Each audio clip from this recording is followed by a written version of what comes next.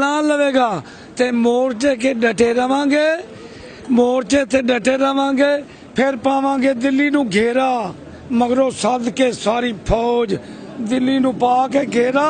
पहलू दिल्ली नू कुचल देवांगे, फिर अमानी ते गमानी को कुचल देवांगे, तीनों कुचल देवांगे, सुख पावांगे। भाई देश की आर्थिक व्यवस्था इस मोदी की वजह से बिल्कुल डाउन चल रही थी। इसने कोरोना का बहाना लेके लोगों का ध्यान भ्रमित कर दिया कि ताकि इसे आर्थिक दशा तो देश की खराब होगी मोदी की वजह से। विपक्षी पार्टियों की सह बता दे, ये भी सहन करने योग्य है, लेकिन हमें तो पाकिस्तानी बता रहा, खालिस्तानी बता रहा, अब चीन का बताना शुरू कर दिया, नक्सली कहा गया।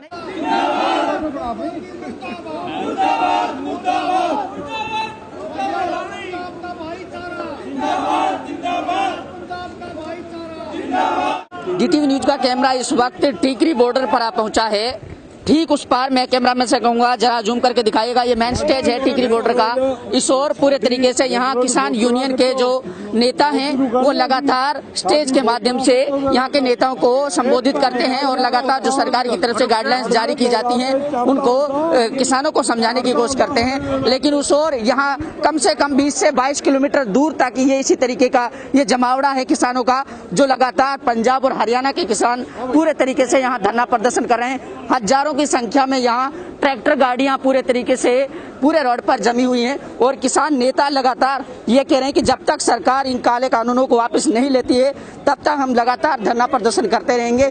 मेन स्टेज है, ये टीकरी बॉर्डर पर हम लोग मौजूद हैं। सभी तस्वीर हम आपको दिखा रहे हैं, DT न्यूज के माध्यम से जानने की कोशिश करेंगे।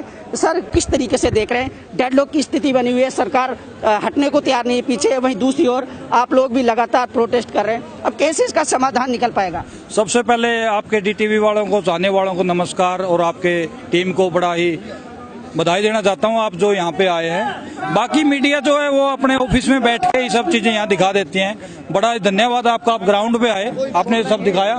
बात ऐसे है, जब किसान कुछ चीज मांग ही नहीं रहा है, सरकार जबरदस्ती दे रही है, तो क्या जरूरत है? हम तो यही कहेंगे कि वो जबरदस्ती नहीं देना चाहिए। आपको भूख नहीं है, हम जल्दी से आपको खाना खिला रहे हैं जबरदस्ती, तो अच्छा नहीं है ना वो। तो सरकार को देखना चाहिए, जब नहीं मांग रहे हैं, नहीं चाहिए इनको, क्यों जबरदस्ती दे रहे हैं? नहीं, 9 दिसंबर के बाद से कोई किसानों और सरकार के बीच में कोई बातचीत नहीं, 5 दौर की बातचीत लगातार चली, लेकिन उसके बाद में अभी सरकार एक तरफ है, किसान एक तरफ है। तो अगर सरकार इस पर नहीं झुक पाती है तो आप लोगों का क्या रुख होगा? सीधी सीधी बात है भाई, हम भी नहीं झुकेंगे, सरकार को झुकना पड़ेगा। जब वो गलत काम कर रही है तो हम भी नहीं झुकांगे, ये झुकने वाली बात ही नहीं है। और काफी सारे लोग आपने दिखाए नहीं, यहाँ पे पीछे देखो, कम से कम 15 किलोमीटर तक का जाम लगा है, वहां तक पब्लिक बैठी है। तो ये पैसे वाली भीड़ नहीं है, सब अपने दम पे आए हुए हैं और यहाँ पे डटे हुए हैं 1 महीने से। अच्छा, कुछ भारतीय जनता पार्टी के लोग ये कहते हैं, जो सांसद हैं, जो जिनको जनता ने चुनकर के भेजा है, कि यहाँ तो खालिस्तानी लोग हैं, माओवादी हैं, यहाँ कुछ पाकिस्तान की सेह पे काम करते हैं, कुछ एजेंट है, पार्टी के एजेंट है। जी भाई, हम यहाँ पे खड़े हैं, हरियाणा से खड़े हैं, हमें बताओ कौन से खालिस्तानी है? खालिस्तानी इनके कहने से खालिस्तानी थोड़े नहीं हो जाएंगे। मैं उचाना से हूँ, जींद से, और पंजाब भी अपने भाइयों के पास आया हुआ, इनकी सहायता करने, इनके साथ कंधे से कंधा मिला के खड़ा होने। तो कौन कहता है हमें खालिस्तानी? उनके कहने से खालिस्तानी थोड़े नहीं हो जाएंगे हम। जी, क्या कहना चाहेंगे जनाब इसके बारे में? देखिए, सरकार का जो दुष्प्रचार है वो ये संकेत करता है कि सरकार डरी हुई है।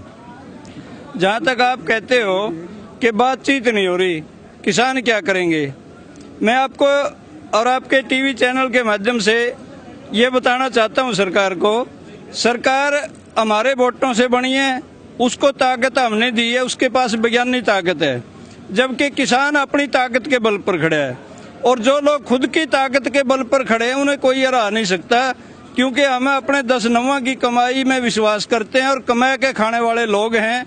और ये आप देख रहे हो, चाहे वो हरियाणा, पंजाब, राजस्थान, मध्य प्रदेश, उत्तर प्रदेश, चारों ओर से महाराष्ट्र तक के किसान यहाँ पहुँच चुके हैं।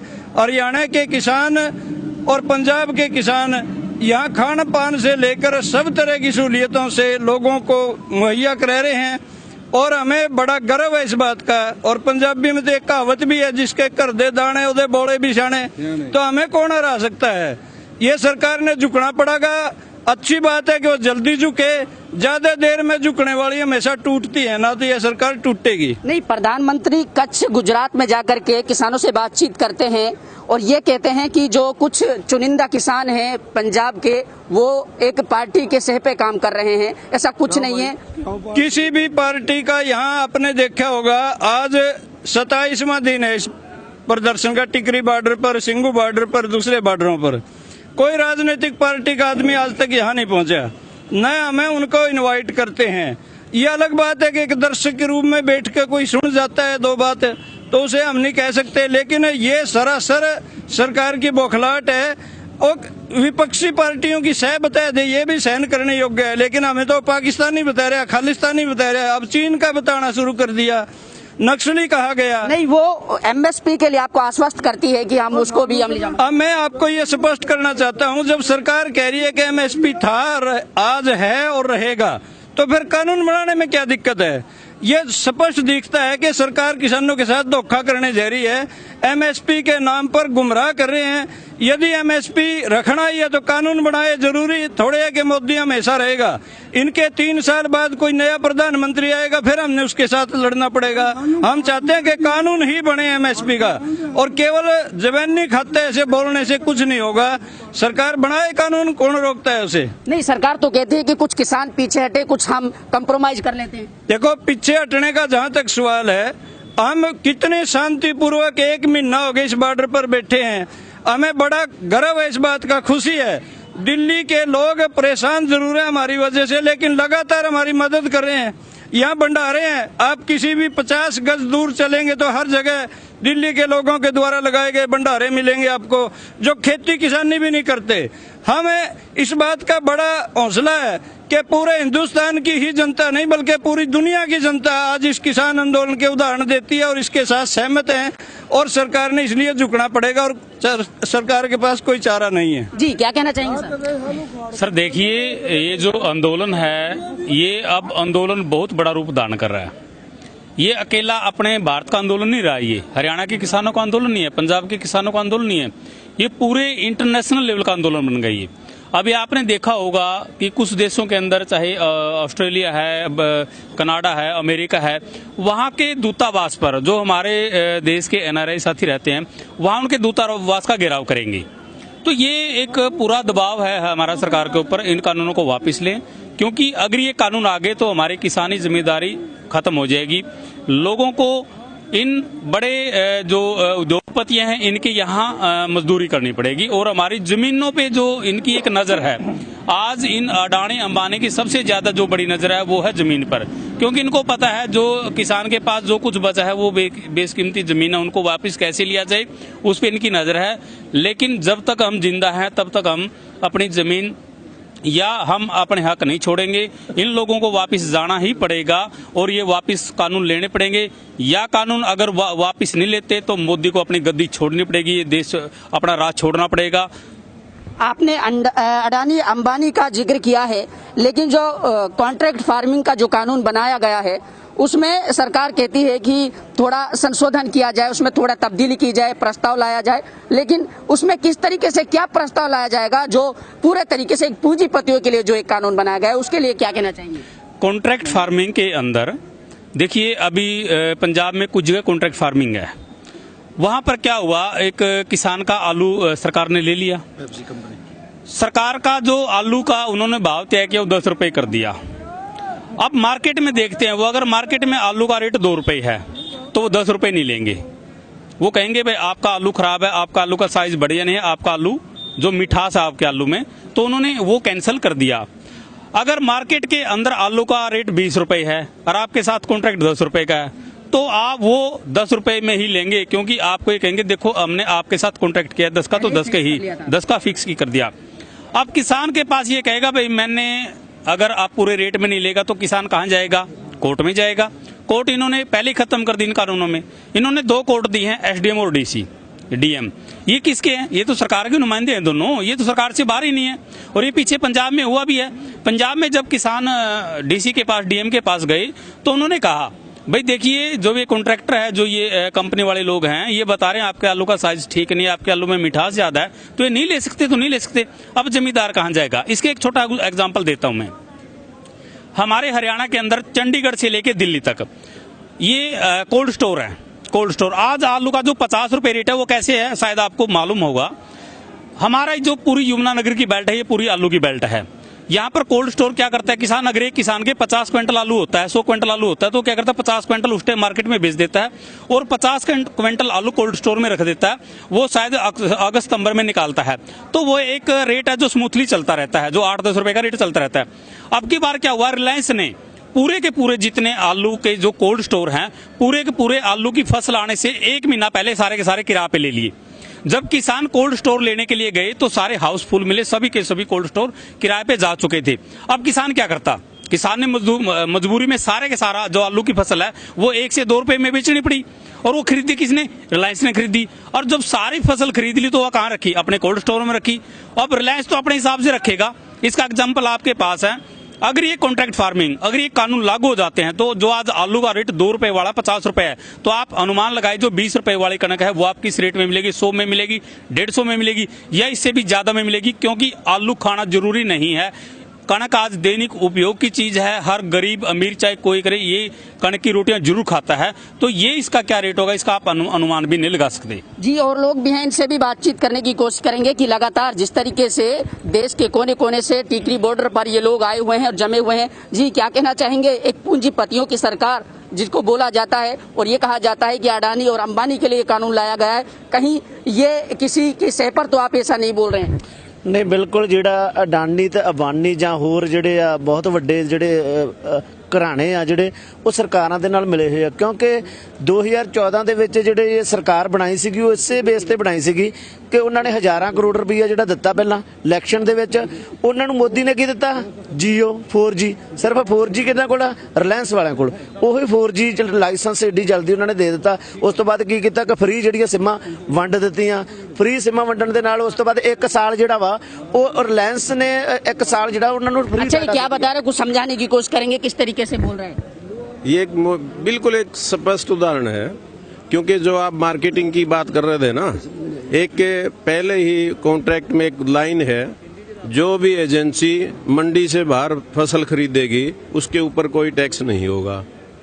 ये कहावत क्या हो जाएगी, जियो की सिम। क्योंकि अंबानी ने 1 साल के लिए फ्री डाटा दिया और 1 साल के बाद जब 10 करोड़ ग्राहक बन गए उसके, उसी के बाद 129 से रिचार्ज शुरू किया और आज सबसे महंगा है।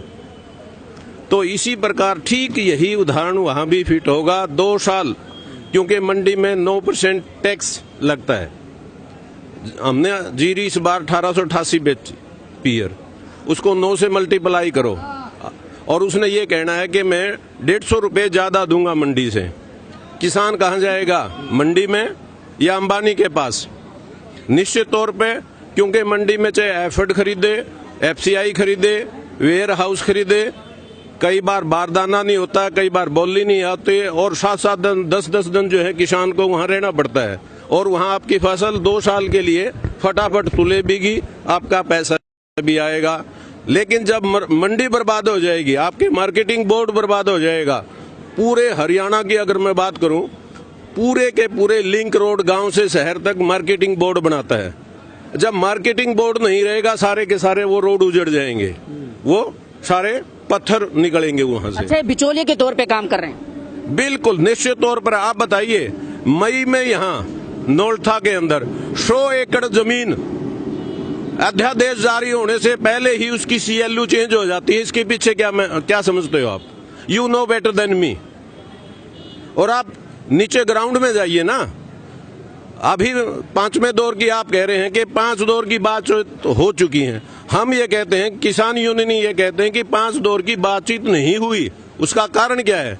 क्योंकि ये केवल अभी तक तो किसान को यूं समझाने में लगे हुए हैं, इसमें आपका फायदा है, इसमें आपका फायदा है। इससे अलग कोई लाइन नहीं इनके पास, ना ही कोई दिशा निर्देश हैं। नहीं, सरकार तो कहती है कि जो 40 किसान नेता हैं उनके साथ जिस तरीके से मैराथन बैठक चली, उसमें ज्यादातर जो किसान नेता हैं वो इस चीज के लिए राजी हैं, सरकार का फेवर कर रहे हैं। कुछ चुनिंदा जो लोग हैं वो सड़कों पर हैं। मैं आपसे एक बात पूछना चाहता हूं, क्या आप उसको मैराथन दौड़ कहेंगे जब हमारी नेताओं को ये कहना पड़ा यस और नो?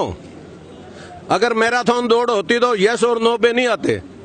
और अमित शाह ने ये कहना पड़ा जब हमारे साथियों ने ये पूछा क्या आप पूरे हिंदुस्तान की फसल एमएसपी पे खरीदेंगे, उसने बिल्कुल चौड़े हाथ कर दिए, मैं नहीं खरीद सकता। क्यों? क्योंकि हिंदुस्तान में केवल 6% ही फसल एमएसपी पर खरीदी, 23 फसलें हैं एमएसपी पर। ये सारे किसान बैठे हैं, अभी हम अपनी फसल बेच के आए हैं। एक साथी से पूछिए आप, मक्का कितने में बिकता है? 900 में। और रिलायंस के फ्रेश उसमें कितने का मिलता है आटा? 150 रुपए केजी। हम अभी जो है जीरी 1509, जो पिछली बार 2900 बिकी थी, इस बार हम 1600 और 1700 में 1509 बेच के आए। अच्छा, सीधा सा एक सवाल हो रहा है आपसे। आप 27 दिन हो चुके हैं और आपकी फसल पूरे तरीके से बर्बाद हो रही है क्योंकि आप यहाँ रोड पर डटे हुए हैं। इसके लिए सरकार भी कोई घोर लापरवाही बरत रही है, कोई सीरियस कदम नहीं उठा रही है। इसके लिए आपका अगला क्या रुख होगा? हम बिल्कुल निश्चित होकर बिल्कुल अपनी फसल, क्योंकि अभी हमने गेहूं की बिजाई की है, बिजाई करके निश्चिंत होके घर बार से बिल्कुल फुर्सत में हम ये संघर्ष लड़ने के लिए बिल्कुल तैयार होके आए हैं। और सरकार ये मुगालते में ना रहे कि इनको धर्म के नाम पर, जात के नाम पर, भाषा के नाम पर इनको लड़ाया जा सकता है। जितने इन्होंने अपने तीर इनकी तरकस में थे ना, ये चला के छिक चुके हैं। आपने देखा भी होगा जगह जगह जहां भी ये रैलियां कर रहे हैं, यहाँ उपवास ड्रामा, अभी पीछे ड्रामा किया था ना SYL के नाम पर, लोगों ने जूतों से इनकी पिटाई भी की और उनको भागना भी पड़ा। और आने वाले टाइम में भी आप देखोगे हमारा ये जो भाईचारा है, हमारा जो एकता है किसान का, ये टूटने वाला नहीं है। ये कहीं हमारी एक देसी भाषा में कहते हैं दही के बड़ा में कपास खा गया। अच्छा, सीधा सा आपका यही बोलना है कि साफ तौर पर जब तक सरकार पूरे तरीके से आश्वस्त नहीं कर देती, कानून को वापस नहीं लेती, तब तक डटे रहेंगे। हम ये कहना चाहते हैं बिल्कुल कानून वापस। आप जो कह रहे थे नहीं, कानून कभी नहीं बदलते। मैं आपसे पूछना चाहता हूँ 1955 का कानून क्या अभी नहीं बदला? अमेंडमेंट किया गया, उसमें होता ना। फिर यही जो कहते हैं आश्वासन की कहां बात, आप पार्लियामेंट में आइए और वहां बिल पेश कीजिए, इसका नया मसौदा दीजिए, अपने आप ये रद्द हो जाएगा। जब नया मसौदा तैयार होके कानून बनेगा तो पीछे वाला कानून रद्द हो जाएगा कि नहीं हो जाएगा? जी, सीधा किसानों का यही कहना है कि जिस तरीके से लगातार प्रोटेस्ट चल रहा है और यहाँ ये लोग कह रहे हैं कि MSP यानी कि मिनिमम सपोर्ट प्राइस, इन लोगों का कहना है कि इसको अमली जामा पहनाना चाहिए, कानून की गारंटी में लाना चाहिए, तब लोग यहाँ ये धरना प्रदर्शन खत्म करेंगे और 3 कानूनों को पूरे तरीके से वापस लेना चाहिए, ऐसा लोगों का कहना है। ये किसान लोग हैं, ये पूरे तरीके से धरना प्रदर्शन कर रहे हैं। जी, क्या कहना चाह रहे थे? भाई, देश की आर्थिक व्यवस्था इस मोदी की वजह से बिल्कुल डाउन चल रही थी। इसने कोरोना का बहाना लेकर लोगों का ध्यान भ्रमित कर दिया कि ताकि इसे आर्थिक दशा तो देश की खराब होगी मोदी की वजह से, उसकी तरफ ध्यान ना जाए। अब आर्थिक दशा और भी देश की खराब होने जा रही है। जो किसानों को खेत में पानी लगाना चाहिए था, गेहूं आटे था, वो सारा किसान मोदी की वजह से, उसकी गलतियों की वजह से यहाँ सड़कों पर खड़े हैं। तो इसका मतलब सारा अनाज बिल्कुल बहुत डाउन जाएगा, आर्थिक व्यवस्था और भी डाउन चली जाएगी। ये देश खतरे में जा रहा है। इसलिए मैं तो अपील कर रहा हूँ, मोदी जी जल्दी से फैसला कर दे किसानों का, में 3 कानून वापस ले ले, वरना देश की आर्थिक व्यवस्था इतनी खराब हो जाएगी, हर आदमी भिखारी बन जाएगा देश का। ਅਸੀਂ ਤਾਂ एक ही बात हैगी, तीनों बिल ना लवेगा ते मोर्चे के डटे रवांगे, मोर्चे ते डटे रवांगे, फिर पावांगे दिल्ली नू घेरा, मगरों सद के सारी फौज दिल्ली नू पा के घेरा, पहलू दिल्ली नू कुचल देवांगे, फिर अमानी ते गमानी को कुचल देवांगे, तीनों कुचल देवांगे, सुख पावांगे। क्या कहना चाह रहे थे? बिल्कुल ये तीनों कानून है जो वापस करने पड़ेंगे। जितना सरकार से यही है, ये जीत छोड़े और अपना। ये बुजुर्ग क्या कहना चाह रहे थे? ये बुजुर्ग कहना चाह रहे थे भाई, आज अगर सरकार नहीं मानती तो आने वाले टाइम में भाई हम दिल्ली को घेरेंगे। आज तो हमने शांतिपूर्ण धरना पूरा घेरेंगे इसको। जी देखिए, पूरे देश का घेराव होने वाला है। जी, मैं कहना चाहता हूँ, मैं हरियाणा से हूँ, जिला जींद से साहब जी। हम आ चुके हैं जी, 20-25 दिन हो गए हैं। हमारी जनानी भी आने के लिए तैयार हैं। हम अभी दूध लाते हैं, हम मासों को भी यहाँ बांध देंगे, चाहे 1 साल हो जाओ जी। कोठियों को भी घेराव कर देंगे, MLA मंत्रियों को पीछे नहीं हटेंगे, नाड़ कटवा लेंगे। हमारी जनानी भी, बच्चे भी मरने के लिए इस पर तैयार है जी। क्या नाम आपका? मेरा नाम सुंदर है जी, जलाजीन हरियाणा से। कितना दिन हो गए यहाँ पे आप? यहाँ पे मैंने 22 दिन हो गए, 10 दिन वहाँ काट का सीटों मिनट पे 6-7 दिन यहाँ हो गए हैं। सारे बॉर्डर पे घूमता हूँ साहब जी। गाड़ी अभी दूध की गाड़ी लेके आए थे, गाड़ी वापिस चली है, सुबेरे भर आएगी। अच्छा, दूध की गाड़ी लेके गाड़ी लेके आए थे साहब दूध की। इस आखिर में माशा नहीं यहीं ले आएंगे, तेल नहीं भूखना, बांसों का ये बांध देंगे, मारा जलानी भी आ जाएगी, बच्चे यहीं जाम देंगी, हमको कोई परेशानी नहीं है। देखिए, लोगों का कहना है कि पूरे तरीके से धरना प्रदर्शन चालू रहेगा और जब तक सरकार इस कानून को वापस नहीं ले लेती तब तक इन लोगों का प्रोटेस्ट चलता रहेगा। इन लोगों का कहना है, ये टीकरी बॉर्डर की तस्वीर हम आपको लगातार दिखा रहे थे, ये नजारा आप टीकरी बॉर्डर से देख रहे थे। पूरे तरीके से ये रोष में है और इस चीज का बाइकआउट करते हैं कि जब तक एमएसपी को गारंटी में नहीं लेती है सरकार तब तक वो प्रोटेस्ट करते रहेंगे। आपको लगातार डीटी न्यूज के माध्यम से किसान आंदोलन की हर तस्वीर दिखाता रहूंगा। अगर आपने हमारे चैनल को अभी तक सब्सक्राइब नहीं किया तो प्लीज सब्सक्राइब कर लीजिए, लाइक कीजिए, शेयर कीजिए और ज्यादा से ज्यादा इस वीडियो को आगे बढ़ाइए, क्योंकि लगातार हर तस्वीर में आपको डीटी न्यूज के माध्यम से हर ग्राउंड रिपोर्ट दिखाता रहूंगा।